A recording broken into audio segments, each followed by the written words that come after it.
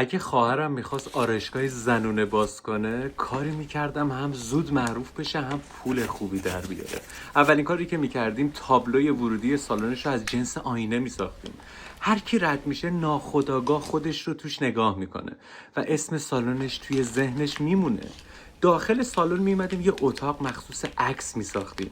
ببین مشتری موش که آماده میشه وارد این اتاق میشه و یه عکس و فیلم براش میگرفتیم و بهش میدادیم که اگر دوست داشت استوری کنه و اگر استوری میکرد تخفیف 10% دفعه بعد رو میگرفت. برای انتخاب رنگ به جای اینکه عکس نمونه رو بهش نشون بدیم، نمونه رنگ شده واقعی رو میذاشتیم.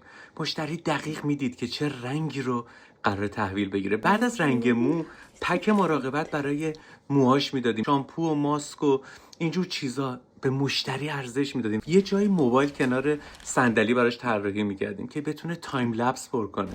باز میشد تبلیغ برای ما. و برای عروس ها یه اتاق کاملا اختصاصی درست میکردیم که وقتی میاد اونجا لباس عروسش اونجا باشه، فیلم بردارش اونجا باشه، چون مهمترین روز زندگیشه. و حتما 4 روز در ماه و تخفیف 30% برای کادر درمان میدادیم به پاس زحماتشون. و اینکه کادر درمان چون در یک محیطی همه با هم دارن کار میکنن، به هم دیگه نشون میدادن این تخفیفو و توی اون 4 روز با هم میومدن برای ماهشون. حالا تو به من بگو شغل چیه؟ شغل تو زیر این ویدیو بنویس، شاید از نگاه من توش کسب درآمد کنی، پول بیشتری بسازی.